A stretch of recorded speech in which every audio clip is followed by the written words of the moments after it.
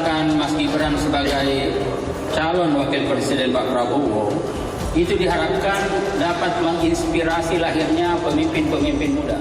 Jadi lupakan Mas Gibran adalah anak presiden. Gibran Raka Buming Raka sebagai calon wakil presiden dari koalisi Indonesia Maju. Bahwa satu-satunya alasan untuk menarik Gibran itu bukan karena dia anak muda, tapi karena dia anak presiden.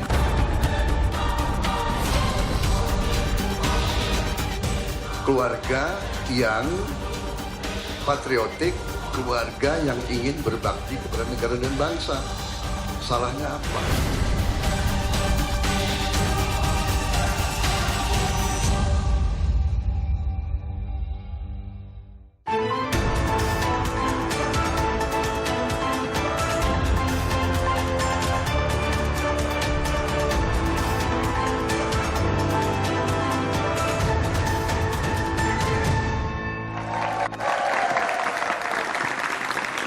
Selamat malam. Langkah Prabowo Subianto menggait putra sulung Presiden Joko Widodo, Gibran Raka Buming Raka sebagai pasangan di Pilpres tahun depan terus menjadi pembicaraan. Gibran melenggang usai Mahkamah Konstitusi membuat putusan yang menuai kontroversi. Putusan yang dinilai syarat kepentingan karena Anwar Usman, paman Gibran, ikut ambil bagian. Prabowo dan koalisi pendukungnya menyatakan Gibran dipilih karena bisa mewakili anak muda. Benarkah demikian? Atau jangan-jangan Gibran dipilih karena bisa menggaransi kemenangan karena ada Presiden Jokowi di dalam barisan? Kita akan membahasnya bersama sejumlah narasumber. Ada Muhammad Romahur Muzi, Ketua Majelis Pertimbangan P3, Bung Romi, selamat malam. Hadir pula Mardani Alisera, Ketua DPP PKS yang hadir via Zoom. Selamat malam, Bung Mardani. Hadir pula Dave Laksono, Ketua DPP Partai Golkar. Bung Dave, selamat malam. Dan Habibur Rahman, Wakil Ketua Umum Partai Gerindra. Bung Habib, selamat malam. Hadir pula teman-teman mahasiswa dari Universitas Budi Luhur, UPN Veteran Jakarta, Politeknik Negeri Jakarta, UIN Jakarta, dan Unika Atmajaya. Saudara, inilah Dua Arah. Saya Friska Clarissa.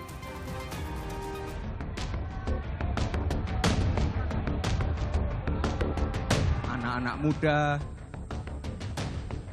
generasi milenial, generasi Z, dan jangan lupa para santri. Pasti kita dukung penuh. Bagaimana? Nggak salah pilihan aku? Paten enggak? Paten enggak wakil presiden kita? Terlalu muda enggak? Gue terlalu tua enggak? Sanjungan demi sanjungan disampaikan bakal capres Prabowo usai Gibran Raka Buming Raka menyampaikan pidato perdananya sebagai bakal cawapres. Tidak hanya sanjungan, Prabowo juga mengungkit sindiran yang ditujukan padanya maupun Gibran soal usia maju di Pilpres. Usia Gibran yang masih muda dinilai mampu mewakili kalangan muda. Bahwa harapan kita, Mas, ya, jadi Gibran ini betul-betul nanti akan menjadi inspirator lahirnya pemimpin muda, dan kami punya keyakinan akan ada sambutan dari generasi muda di bawah 40 tahun. Beberapa nama yang dinilai mewakili kalangan muda sempat muncul. Sebut saja Ketua Umum Partai Demokrat Agus Harimurti Yudhoyono. Tapi pilihan Prabowo akhirnya jatuh pada putra sulung Presiden Jokowi, Gibran. Sejumlah kalangan menilai sosok Gibran sebagai anak presiden ternyata lebih dominan daripada citranya sebagai anak muda. Sebenarnya kan keliru juga kalau kita maknai bahwa ini membuka jalan untuk anak muda. Nah, kita harus lihat core-nya. Anak muda ini adalah anak muda yang punya privilege. Kalau Anda tidak punya paman hakim MK, tidak punya ayah seorang presiden, Anda tidak mungkin juga umur 36 tahun jadi calon wakil presiden. Publik itu menangkap dengan jelas kalau menurut saya. Bahwa satu-satunya alasan untuk menarik Gibran itu bukan karena dia anak muda, tapi karena dia anak presiden. Nah, sekarang pasangan Prabowo Gibran sudah resmi mendaftar sebagai peserta pemilu di KPU. Dan janjinya Gibran pun mendukung anak muda berkiprah mulai digaungkan. Tapi benarkah upaya Gibran di Pilpres atas nama anak muda atau demi kuasa? Kita juga sudah kehadiran panelis malam hari ini, Ferry Amsari, pakar hukum tata negara. Bung Ferry, selamat malam. Pertanyaan pertama saya ke Bung Habib dulu. Menjawab tadi apa yang ada di tayangan, juga pertanyaan dari publik. Jadi kehadirannya Mas Gibran akhirnya jadi pendamping Pak Prabowo karena anak muda berpotensi atau ada faktor utama Pak Jokowi yang dominan? Ya, pertama kita perlu meluruskan ya apa yang diklaim sebagai pendapat publik ya. Karena mata dan hati kita juga tidak boleh tertutup terhadap pendapat yang sebaliknya. Terhadap masyarakat yang mensyukuri putusan MK, kemudian anak-anak muda yang berterima kasih kepada MK sehingga memungkinkan perwakilan mereka bisa maju dalam kontestasi yang sangat-sangat prestis ini ya. Dan orang-orang sebagian besar masyarakat yang melihat esensi dari apa yang tadi disebut kontroversi putusan MK. Esensinya adalah sekarang terbuka kesempatan kepada kaum muda untuk maju dalam kontestasi Pilpres tanpa mengganggu, tanpa menghalangi orang-orang lainnya, kelompok-kelompok lainnya itu.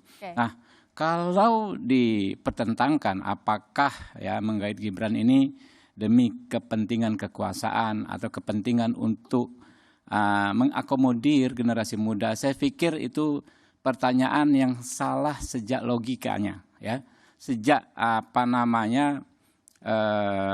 dasar disusunnya pertanyaan. Kenapa? Itu logikanya sudah salah karena nggak bisa dipertentangkan. Kalau kita ingin mengabdi kepada rakyat, ingin memperjuangkan kepentingan rakyat, tentu kita harus berkuasa, kita harus memiliki kekuasaan.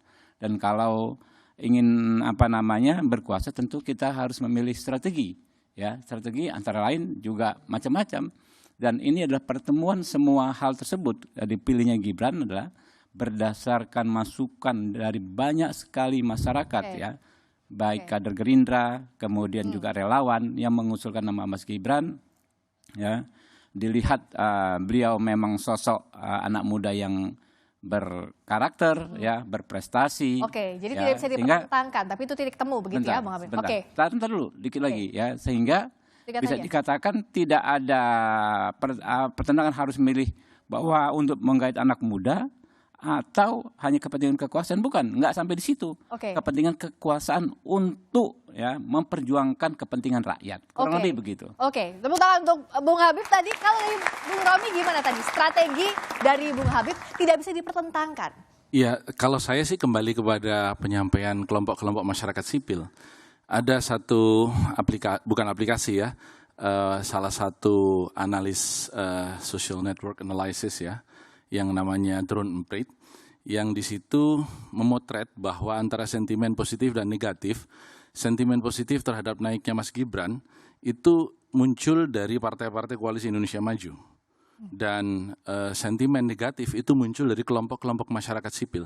Hampir minim sekali dari kelompok partai-partai yang ada di koalisi selain Koalisi Indonesia Maju. Artinya kalau kita berbicara suara publik, suara kelompok pro-demokrasi, suara masyarakat sipil, bisa dikatakan bahwa merekalah yang justru menyuarakan hati nurani rakyat. Bahwa Mas Gibran kalau bukan seorang anak presiden tidak akan dipilih. Yang kedua, putusan Mahkamah Konstitusi.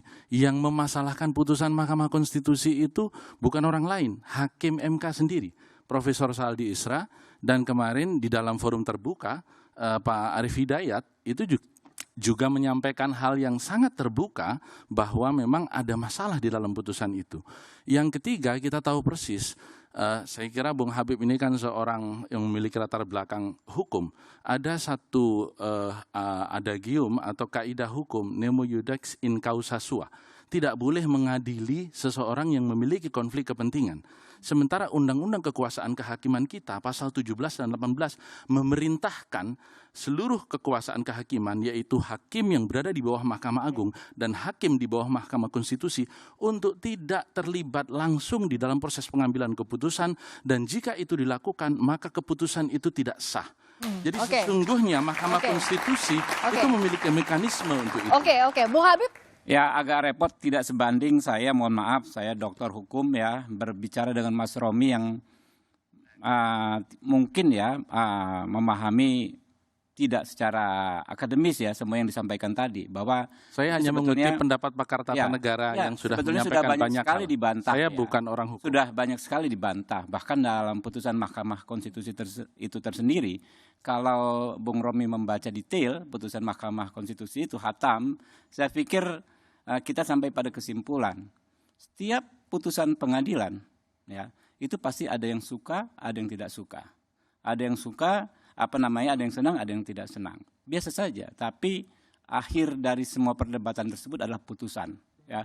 Makanya menjadi tidak etis ya ketika misalnya saudara Hakim Konstitusi Saldi Isra ya mempersoalkan gestur kolehannya dalam dissenting opinion. Juga lebih tidak etis ketika saudara siapa tadi yang saudara Romi sebut Hakim Konstitusi Arief Hidayat mempersoalkan opininya setelah putusan dibuat, karena semua perdebatan itu menjadi nonsen ketika putusan sudah dilaksanakan, sudah diputus, dan harusnya semua orang hukum ya jika tidak ada seperti kata Prof Yusril penyelundupan hukum bahwa hukum itu bisa dilaksanakan ketika sudah ada putusannya gitu loh. Pendapat sih silakan sih, ya mau Prof Yusril dan lain sebagainya silakan saja, tetapi begitu ada putusan ya kita semua tegak lurus hormat pada putusan. Itulah konsekuensi kita sebagai warga negara Indonesia, di mana di pasal 1 Undang-Undang Dasar 45 bahwa negara kita adalah negara hukum. Nah bicara soal tadi pernyataan Hakim Konstitusi, kita dengarkan dulu pernyataan dari Hakim Konstitusi Arief Hidayat soal putusan MK ini. Sekarang ada kecenderungan sistem ketatanegaraan dan sistem bernegara yang sudah jauh dari keinginan pembukaan Undang-Undang Dasar 45. Bayangkan Bapak Ibu sekalian, di era Soeharto, era rezim Orde Baru atau Orde Lama pun, itu tidak ada kekuatan yang terpusat di tangan-tangan tertentu. Kita lihat misalnya, masih ada pembagian berdasarkan yang paling kuno teorinya trias politika. Tapi sekarang Bapak Ibu sekalian, sistem ketatanegaraan dan sistem bernegara Indonesia, coba bayangkan. Dia mempunyai partai politik, dia mempunyai tangan-tangan di bidang legislatif, dia mempunyai tangan-tangan di bidang eksekutif, sekaligus juga dia mempunyai tangan-tangan di bidang yudikatif. Saya sebetulnya datang ke sini agak malu, kenapa saya pakai baju hitam? Karena saya sebagai Hakim Mahkamah Konstitusi sedang berkabung. Karena di Mahkamah Konstitusi baru saja terjadi prahara. Dan saat ini sudah bergabung pula Ketua DPP PKS, Bung Mardhani Alisera. Selamat malam. Saya tadi minta tanggapan dulu soal pernyataannya Pak Arief Hidayat ke Bung Ferry. Tadi kata Pak Arief bahwa sedang berkabung, ada prahara. Apa yang Bung Ferry lihat? Ya, sebelum merespon pertanyaan itu, saya mau kasih informasi saja ke Bang Habib. Kalau dibaca, Bang Romi ini punya darah Begawan Hukum Tata Negara, namanya Muhammad Tolha Mansur. Itu Begawan Hukum Tata Negara Indonesia. Dari kecil dia sudah baca soal hukum tata negara itu. Makasih. Soal pendapat Pak Arief, saya pikir memang ada kegundah-gulanaan di tubuh Mahkamah Konstitusi. Bagaimana mungkin Mahkamah sepenting itu dalam aspek hukum tata negara kita dimanfaatkan untuk tujuan dan langkah-langkah politik tertentu. Saya melihat memang putusan 90 ini tidak lain dan tidak bukan memang untuk karpet merah bagi anak Presiden Jokowi. Prasangkanya ke sana, Stri. Ya, kenapa begitu? Sederhana saja. Setelah putusan, tak ada satupun yang mendapatkan manfaat dari putusan ini kecuali anak Presiden Joko Widodo. Mana cerita anak-anak muda lainnya yang akan dapat keuntungan dari putusan 90 ini? Oleh karena itu membacanya juga akan lebih enak kalau kemudian kita bisa memperbandingkan antara berbagai putusan yang berkaitan dengan ini. Misalnya putusan 21, 51, 51, 55. Sebelum putusan 90, Ketua MK itu mengundurkan diri dengan menyatakan bahwa ada konflik kepentingan antara dirinya dengan pemohon. Oleh karena itu dia mengundurkan diri. Tapi dalam perkara 90 dia masuk lagi. Mengubah komposisi dan arah putusan soal batas usia ini. Padahal pemohon 90 itu juga punya konflik kepentingan karena secara langsung disebutkan. Saya pemohon adalah penggemar berat Mas Gibran, tanpa Mas Gibran dalam perkara pemilu 2024, apa artinya pemilu 2004? Oke, Jadi sangat jelas. saya akan tanyakan ini ke Bung Habib karena masih spektrumnya hukum. Bung Habib tadi kata Mas Ferry tidak ada yang mendapatkan keuntungan kecuali Mas Gibran. Ya, undang-undang memang seperti itu. Secara norma undang-undang itu adalah erga omnes yang mengatur untuk semua, berlaku untuk semua. Ini nggak bisa dibantah kok. Saya berapa kali juga ketemu Bung Ferry nggak bisa dibantah kok. Ya namanya undang-undang. Tapi apakah ada orang yang bisa menggunakan hak tersebut sampai benar-benar secara de facto maju? Ya itu hal lain. Undang-undang Pilpres misalnya, itu erga omnes. Berlaku untuk semua. Tapi siapa yang bisa maju sebagai capres dan cawapres? Akhirnya cuma 6 orang atau 9 orang gitu kan. 6 kalau sekarang kan. Kalau kemarin misalnya 4 pasangan 8 orang dari 280 juta warga negara Indonesia. Jadi nggak bisa dibenturkan ya antara norma-norma hukum, prinsip-prinsip hukum ya kan dengan persoalan politik gitu. Ya silahkan saja menduga-duga, tapi menurut saya nggak bisa dipaksakan persoalan hukum lalu dianalisa secara politik lalu dipastikan. Wah ini pasti ya karpet merah untuk seseorang. Ini yang menurut saya justru memperkosa nilai-nilai hukum gitu loh. Kita orang hukum ya tentu ketika bicara topik hukum nggak bisa kita tanggalkan prinsip-prinsip di dunia hukum itu gitu. Bagaimana kalau Bung Mardhani melihat ini? Dan apakah ada kekhawatiran adanya ketidakadilan kalau anak presiden maju, dan bagaimana pula kalau dari sisi anak muda dan anak presiden betulkah tidak bisa dipertentangkan? Kita bahas usai jeda di Dua Arah.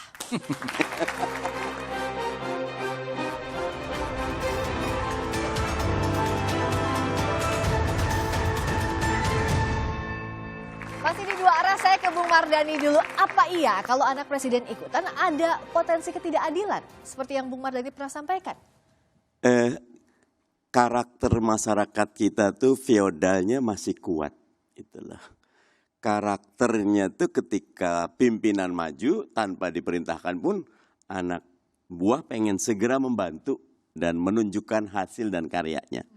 Karena itu awalnya saya berpikir Anies Muhaimin, Ganjar Mahfud, saya kepikir mudah-mudahan Pak Prabowo sama Pak Erick Thohir, kalau 3 ini ada kontestasi karya dan gagasan yang baik. Emang kenapa kalau sama Mas Gibran? Enggak kenapa, itu saya bilang itu haknya Pak Prabowo dan teman-teman koalisi Indonesia Maju, monggo. Tetapi ketika Gibran masuk, saya sedihnya distorsi diskusinya tidak kepada karya dan gagasan, tapi masuk politik dinasti, masuk karpet merah, Bung Ferry tadi bilang buat figur tertentu, padahal kita juga perlu memberi hak kepada Gibran seperti apa nanti ke depannya. Kalau demi kuasa atau demi anak muda nanti kita lihat dalam konteks selanjutnya. Tetapi pandangan saya antara keputusan MK yang sangat di ujung dengan keputusan mengajukan Gibran, wajar kalau publik berprasangka ada konektivitas dan ada hal-hal yang perlu untuk diungkap. Oke, apakah ia ada prasangka? Saya akan putarkan dulu pernyataan dari seniornya Bung Dave, Bung Idris Marham berikut ini. Jadi lupakan Mas Gibran adalah anak presiden. Tetapi mari kita kedepankan Mas Gibran adalah seorang pemuda, generasi muda yang tampil dengan segala risiko ingin menginspirasi lahirnya pemimpin-pemimpin muda ke depan, dan tentu berproses. Paling tidak mulai sekarang. Lupakan kalau Mas Gibran anak presiden, tapi kayaknya masih ada prasangka nih dari Bung Mardhani, Bung Dave. Ya, gini, kalau hanya kita terperangkap dalam diksi politik Gibran seorang anak presiden, apa bedanya dengan ketika presiden RI maju untuk periode keduanya? Ya. Lah, kan sama aja, lebih berkuasa malahan, sedang memegang seluruh otoritas, seluruh kekuasaan, mengendalikan APBN keseluruhan. Nah, itu bukankah lebih bisa dikatakan, kalau dikatakan abuse of power, apakah itu tidak lebih abuse of power? Jadi apakah semua incumbent tidak boleh maju kembali? Gitu. Kalau kita hanya mau berpegangan terus-terusan gitu ya kepada bahwa oh ini anak presiden, dia mendapatkan fasilitas A, B, C, D, E, F segala macam ya udah kalau gitu semuanya hanya orang boleh 1 kali maju, habis itu nggak boleh maju lagi, semuanya suruh kembali Jadi prasangka bertani. itu nggak relevan. Jadi bagi saya sih tidak penting. Kita harus lihat itu adalah kemampuan beliau, bagaimana dia bisa mengkoneksi kepada masyarakat, bagaimana dia bisa menyuarakan pandangan masyarakat, bagaimana dia bisa merepresentasikan sepenuhnya generasi muda, generasi milenial dan generasi Z yang merupakan lebih dari 50% demografi Indonesia. Dan alhamdulillah saya sudah lulus dari generasi milenial, jadi ya kita hanya bisa membantu menyuarakan saja. Oke. Kalau dari Bung Romi harusnya nggak ada perasaan begini loh, dari Bung. sebenarnya keterpilihan pemimpin itu di dunia tidak kemudian anak muda pilih anak muda atau orang tua pasti pilih orang tua. Orang akan kembali kepada kualitas. Jadi perdebatan soal muda atau tua itu tidak relevan sebenarnya. Tetapi yang menjadi persoalan di sini lagi-lagi adalah majunya Mas Gibran ini didahului oleh keputusan di Mahkamah Konstitusi yang problematika hukumnya disuarakan oleh seluruh pengamat tata negara, pakar tata negara. Tidak ada satupun pengamat tata negara yang merespons positif putusan MK itu. Karena bagaimana pengambilan putusan, meskipun itu secara kemudian konstitusi dinyatakan ya sudah kita tegak lurus. Iya tegak lurus, tapi kalau putusannya itu kemudian bermasalah di dalam proses pengambilan keputusannya, apa iya kita tegak lurus? Wong mekanismenya di dalam Undang-Undang Kekuasaan Kehakiman dan Undang-Undang Mahkamah Konstitusi, dua-duanya ada. Bahwa putusan itu bisa saja tidak sah. Dan sudah dibuktikan tadi disampaikan oleh Pak Aferi bahwa di putusan yang 3 dibacakan sebelum makan siang itu memang Ketua MK tidak terlibat. Ketika kemudian keponakannya yang diajukan masuk namanya di dalam gugatan oleh Almas Sakibiru itu, justru malah dia memasukkan dan menceburkan diri di dalam putusan itu. Bung Jadi ini persoalan serius. Ini kegaduhan ini yang kemudian membuat majunya Mas Gibran yang seharusnya menjadi sebuah selebrasi anak muda masuk ke panggung politik lebih awal menjadi ternoda. Itu yang menjadi ganjalan, Bung Habib. Memang agak susah kita kalau berdebat kusir ya, mendaur ulang hal-hal yang memang sudah diputus, nggak produktif takutnya. Tadi juga ada klaim sebagian besar publik. Ya saya juga punya yang sebaliknya, hasil survei LSI ya, bahwa justru yang terbesar publik adalah mempercayai keputusan MK 49% berbanding dengan. Saya tidak menyebut publik, Bung Habib. Saya menyebut pakar tata negara. Tidak satu pun yang merespons positif. Mau bicara lagi? Enggak, saya cuma mau menegaskan itu saja. Tadi yang saya dengar begitu, bisa diputar nanti kan, bahwa kemudian soal pakar hukum tata negara tidak ada satupun. Ini juga kan nggak masuk akal gitu yang disampaikan Bung Romi. Orang tiap hari kita dengar pendapat banyak sekali pakar hukum tata negara yang berpendapat berbeda. Banyak Pak, banyak sekali Pak. Ada Abdul Khoir Ramadan ya, ada lagi macam-macam banyak Pak. Saya sampai lupa mau menyebutkannya. Nggak mungkin tidak satu pun Pak. Terhadap diskursus nggak mungkin hanya satu pendapat, pasti ada 2 pendapat. Jadi kita nggak perlu berdebat kusir soal begitu. Jadi ke depan, saya sih terima kasih ke Ustadz Mardani ya, Ustadz saya ini, beliau nih ya, soal bagaimana kita mencegah potensi abuse of power. Sama tadi disampaikan Bung Dev ya. Bahkan kita mengizinkan seorang presiden maju untuk kedua kalinya. Kalau soal abuse of power tentu harusnya kita larang presiden maju kedua kalinya. Nanti loh ya. Yang paling penting semangat itu. Semangatnya Bung Mardani, Ustadz Mardani ini jangan sampai terjadi abuse of power. Ini itu zaman keterbukaan. Ya? Saya anggota DPR dulu saya maju saya belum anggota DPR. Sekarang setelah maju sebagai anggota DPR jauh lebih sulit. Kenapa? Diawasi masyarakat. Salah dikit nggak boleh, salah dikit diprotes, salah dikit dipanggil Bawaslu. Itu yang terjadi saat saya sekarang sudah memegang kekuasaan. Justru jadi kalau orang memegang kekuasaan ada sisi lain di era demokrasi ini. Dia disorot banyak orang dan dia harus berhati-hati. Bung Ferry? Ya, pertama kita tidak akan mungkin melupakan Gibran adalah anak presiden. Masa publik disuruh insomnia berjamaah? Tidak mungkin itu. Kedua, tidak mungkin kita samakan antara karpet merah yang diberikan Gibran melalui putusan MK dengan 2 periode presiden. 2 periode presiden itu ada di dalam konstitusi. Diperbolehkan. Sementara membangun relasi nepotisme dilarang di konstitusi. Ingat ada ketentuan pasal 1 angka 5 dan pasal 22 Undang-Undang 28 tahun 99 tentang penyelenggara negara yang bersih dan bebas dari korupsi, kolusi, dan nepotisme. Apa nepotisme di dalam ketentuan undang-undang itu adalah penyelenggara negara yang menggunakan wewenangnya untuk keuntungan keluarga dan kroninya. Bahkan di pasal 22, tunggu Pak, pasal ini ada 22 kejahatan ini. Dikatakan bahwa nepotisme Anda memotong pasal. didanakan. Anda memotong pasal. Silakan buka ketentuan undang-undang. Ini culas harus ini, diingat ini. bahwa ketentuan Pak, sadar, pasal Pak. 6 Istighfar, Pak. Undang-Undang Dasar Istighfar. 1945 mengatakan bahwa syarat-syarat menjadi calon presiden diatur dalam undang-undang dan selama putusan MK selalu bicara ini hak pembentuk undang-undang. Harus diingat tunggu sedikit lagi bahwa Gerindra termasuk partai yang setuju agar usia calon presiden 40 tahun. Kenapa sekarang berbeda? Karena kepentingannya berbeda. Oke, Bung Habib. Jadi Bung Ferry ini jangan-jangan jadi pengamat yang nendang bola gitu loh. Jadi kalau mengutip pasal itu paling pantang kita memotong pasal. Itu sangat tidak etis. Tidak, silakan cek pasalnya. Ya, pasal 1 angka 5. Ada kata-kata, tunggu dulu. Jangan Anda potong. tidak baca pasal. Ada Anda kalimat memotong saya, melanggar saya boleh hukum. memotong Anda. Bila aparatur negara melakukan perbuatan yang menguntungkan kerabatnya secara melawan hukum. Tidak harus baca. ada kata tadi Anda tidak sebutkan. Baca Anda tidak pasal sebutkan. 1 angka Anda 5 Undang-Undang memotong 28. pasal.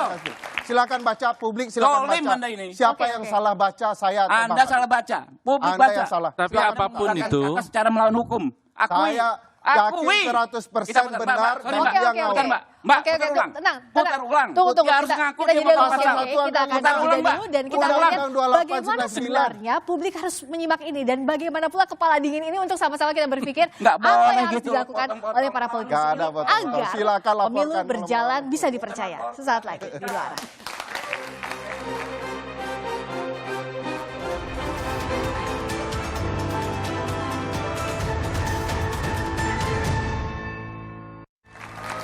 Masih di Dua Arah, Bung Habib, kenapa aturannya semestinya sudah tidak diotak-atik lagi? Kenapa? Kenapa peraturannya semestinya tidak usah diotak-atik dipermasalahkan? Kan nanti dulu kita baca dulu nih ya. Di pasal 1 angka 5. Undang-Undang 28 tahun Monggo, 99. silakan. Sekalian pasal 22-nya, Bang. Nanti dulu. Boleh saya ngomong nggak? Oke, monggo Pak Ferry gantian duluan. ya. Pak Ferry duluan yang ngomong. Bang Habib, lanjut. Ya kan, nepotisme adalah perbuatan penyelenggara negara secara melawan hukum yang menguntungkan kepentingan keluarganya dan atau kroninya di atas kepentingan masyarakat bangsa dan negara. pas. Itu. Enggak, Masuk sorry, pasal nanti dulu. Kalau Anda mau ngomong silakan, tapi saya belum Satu selesai. ya biar kedengeran, ya kan? Bang Habib. Tadi itu yang saya koreksi dari Pak Ferry ini. Ketika mengutip pasal 1 angka 5, beliau tidak menyebutkan melawan hukum. Lalu berkeras bahwa tidak ada kata melawan hukum itu. Silakan diputar saja perdebatan kami tadi. Ya kan? Nggak apa-apa kita saling koreksi. Ya. Nah, yang paling penting menurut saya, muaranya akhirnya ini adalah kita. Soal bagaimana tidak terjadi abuse of power. Daripada kita memperdebatkan kata ke kata, susah lah. Ya kan? Apa namanya, tafsir menafsir kata. Yang penting bagaimana kita mengawasi pelaksanaan kontestasi ini jangan terjadi abuse of power. Saya katakan tadi, saya Habibur Rahman, saya maju 2019 sama Pak Ustadz Mardani. Enak sekali Pak, Mbak. Nggak diawasi masyarakat dan lain sebagainya. Sekarang kita salah dikit disuratin, diprotes, ya kan? Dipanggil Bawaslu, diawasi oleh masyarakat, ya, diingatkan oleh masyarakat, gitu kan? Nah, jadi ketika orang memegang kekuasaan ada dua sisi. Di satu sisi mungkin bisa lebih mudah karena ada anggaran, ada program dan lain sebagainya. Tapi di sisi lain kita bagaikan di ruang kaca. Negara kita negara demokrasi. Jadi jangan sampai ada abuse of power, itu yang harus diawasi. Pertama, semakin beliau bacakan ketentuan pasal 1 angka 5 itu semakin cocok dengan peristiwa ini. Apalagi kalau dibacakan pasal 22 akan terkena dampak pidana. Dalam setiap tindak pidana pasti ada pelanggaran etik. Kalau mau dibacakan lagi, baca sekaligus Undang-Undang Kekuasaan Kehakiman. Hakim azas nemo iudec in causa sua itu jelas di dalam Undang-Undang Kekuasaan Kehakiman. Kalau dia ada relasi keluarga dengan pihak yang perkara, ke atas, ke bawah, ke samping, dia wajib untuk mundur. Kenapa tidak dilakukan? Kenapa tidak memperjuangkan etik? Kenapa tidak menghormati benchnya Mahkamah Konstitusi? Kenapa demi keluarga dan kroni dapat keuntungan? Siapa yang dapat keuntungan dari putusan Mahkamah Konstitusi kalau bukan keluarga dan kroni dari Yang Mulia Ketua Oke, Bung De, bagaimana meluruskan ini, Bung De? Bung De? Ayo dong, ini kan dengan saya debatnya, ya saya boleh dong ngomong dong, ya. Bung Dev, jadi Baik, ngambilnya Bung justru- Habib ya yang mintanya ya. silakan, ya. Oke, silakan lanjut. Justru semakin kita membaca seluruh ketentuan yang disampaikan oleh Bung Ferry tadi, dan juga dengan mengacu kepada praktek ya, ketatanegaraan yang sudah berlaku di Mahkamah Konstitusi, semakin kuat argumentasi bahwa tidak ada konflik of interest. Kita ingat, Hakim Konstitusi Saldi Isra, orang yang kemarin saya lihat kok kayak sok pahlawan ya. Di tahun 2020 saya Habibur Rahman ikut dalam Komisi 3 yang mengesahkan Undang-Undang Nomor 7 tahun 2020. Ada ketentuan ya, salah satu pasal bahwa memungkinkan Saldi Isra ya yang waktu itu belum 55 tahun terus menjabat dan bahkan dapat diskon ya, tambahan kekuasaan 5 tahun dari 2 periode menjadi 15 tahun. Oke.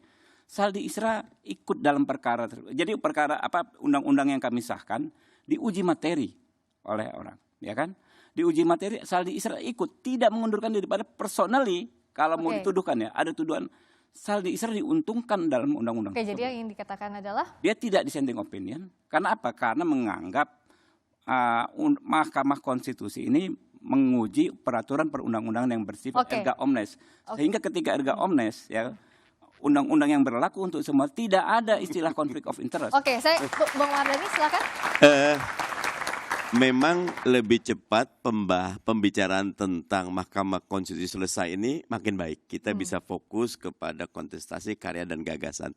Tetapi kejadian di Mahkamah Konstitusi memang merupakan sebuah catatan hukum yang bold sekali. Karena kalau teman-teman semua lihat kan 4 menolak ya, 3 menerima, 2 menerima dengan catatan levelnya gubernur. Terus kesimpulan umumnya, terus seorang Saldi Isra, seorang Harif Hidayat menyampaikan secara vulgar, buat saya husnuzon adalah suara hati nurani terdalam mereka, ada sesuatu yang sangat berbahaya sedang terjadi di Mahkamah Konstitusi. Tetapi ke depannya kalau saya tetap berpendapat keputusan MK itu final dan mengikat, maka monggo sekarang ada lagi nih, saya kebetulan Komisi 2 Mas Romi. Ini nggak ada PKPU-nya. Keputusan itu. Jadi Gibran belum tentu. Tapi kami di Komisi 2 pernah juga buat PKPU dan tidak ada konsultasi dan didaftarkan dahulu, habis itu baru konsultasi. Bisa juga. Jadi kalau buat saya Gibran memang secara fakta sudah jadi calon wakil presiden. Dan adakah dia mewakili anak muda atau mewakili kuasa? Sejarah nanti akan membuktikan. Tetapi saya setuju sama Bang Habib. Abuse of power-nya hati-hati sekali karena peluang ya semua digunakan kekuasaan. Gibran ini anak muda yang bagus, tetapi kalau kita lihat banyak sekali waktu itu datang tokoh nasional datangnya ke Solo. Itu tidak akan terjadi kalau dia bukan anak presiden. Hati-hatinya agar tidak ada abuse of power gimana, Bung Dev? Hati-hati agar tidak ada abuse of power-nya itu gimana? Ya, kalau masalah abuse of power kan sekarang tadi seperti disampaikan, kita ini di negara demokrasi terbuka yang dianalogikan oleh Bang Habib ini, kita dibagai di dalam ruangan kaca. Ikan dalam kaca. Ikan dalam akuarium. Jadi semua gerak-geriknya itu terlihat. Nah, kalaupun kita misalnya hal sesimpel aja, menggunakan kendaraan dinas saja itu bisa langsung dilaporkan.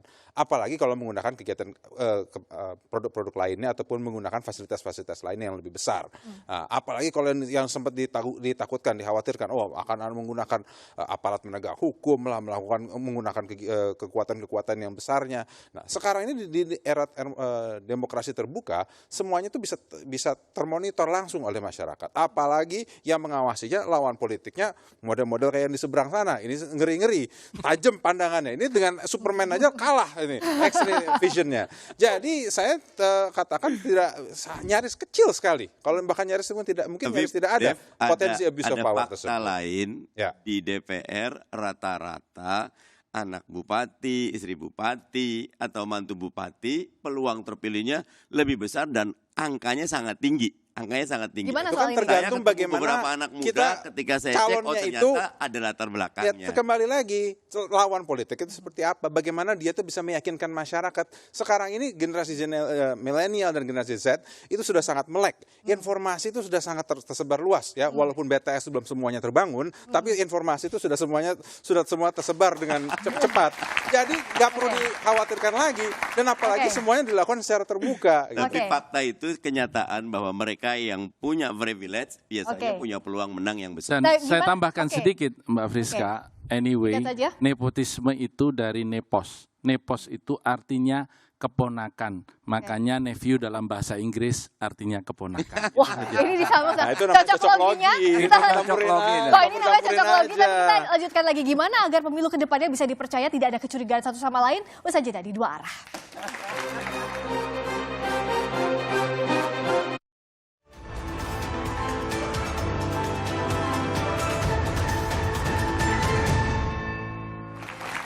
Nah, berikutnya adalah kalau tadi kan jangan mundur-mundur lagi bicara soal aturan, tapi kayaknya yang nggak mau move on juga dari masing-masing di sini nih. Saya ke Bung Romi dulu. Jadi gimana untuk mengawasi fokusnya ke depan agar bisa dipercaya pemilunya? Ya, yang pasti bahwa pemilu ini kan seperti yang tadi disampaikan, kita seperti ikan di dalam akuarium. Kita mencintai presiden kita, Pak Jokowi, dan menghormatinya dengan menjaganya untuk tetap imparsial. Meskipun secara terbuka Pak Jokowi menyampaikan bahwa beliau mendukung semua, tapi tentu kita tahu persis Joko Widodo adalah ayahanda dari Gibran. Tapi Joko Widodo juga adalah kader PDI Perjuangan. Jadi memang ini akan kita lihat, jangan-jangan ini Jokowi lawan Jokowi. Jadi Jokowi sebagai ayah Gibran melawan Jokowi sebagai kader PDI Perjuangan. Kita lihat nanti ke depan. Tetapi mari kita sama-sama, saya menyerukan adik-adik kita yang ada di sini, mari kita kawal pemilu kita secara lebih bermartabat dan kita tingkatkan partisipasi pemilih kita untuk membuat kualitas demokrasi Indonesia menjadi dikenang oleh dunia dan Indonesia akan memiliki betul-betul Presiden Jokowi yang imparsial meskipun anaknya maju. Oke, Bung Habib silakan. Jadi bagaimana untuk mengawal agar pemilu ini bisa dipercaya, Bung Habib? Ya, tentu pernyataan yang sangat hangat sekali dari sahabat saya, Pak Romi, ya. Ini saya pikir penting untuk disuarakan oleh semua orang. Kita saling mengawasi, ya, dan kita mendorong partisipasi sebanyak mungkin orang, ya, untuk ikut mulai dari mengawasi, mengikuti setiap tahapan sampai pada hari H menggunakan hak pilihnya dalam pemilu ini, karena ini hajat kita semua, ya, kepentingan kita semua. Situasi saat ini adalah situasi demokrasi yang sangat terbuka, ya. Hal kecil saja, skandal kecil saja pasti diketahui oleh publik dan kita punya perangkat, ya, yang saya pikir sangat independen, sangat berintegritas. Kita ada Bawaslu, kita ada KPU, kita ada Dewan Kehormatan Penyelenggara Pemilu, ya, macam-macam, juga ada sentra Gakumdu. Jadi segala celah, ya, penyalahgunaan kekuasaan untuk salah satu pasangan calon saya pikir harus kita sikapi bersama. Oke, terima kasih. Kalau bagaimana kita mengawasi dan memantau agar Pak Jokowi betul-betul netral di pemilu ini? Pemilu ini bukan miliknya partai, bukan miliknya capres, tapi miliknya rakyat. Karena itu ada hukum sentimen publik. Ketika publik betul-betul mengawasi, maka akan terjadi kalau Bang Napi bilang, ingat kejahatan itu karena ada kesempatan. Kalau semua ngawasi, nggak ada kejahatan. Tapi saya mau ngasih satu catatan. Tahun 2016 itu Hillary lawan Trump. Semua survei Hillary yang menang, Gus Romi. Tetapi Clinton itu dapat 50 juta dari Cambridge Analytica data Facebook. Jadi dia bisa melakukan micro campaign. Yang sekarang ini kita perlu awasi. Algoritma dari sosial media tidak dipegang.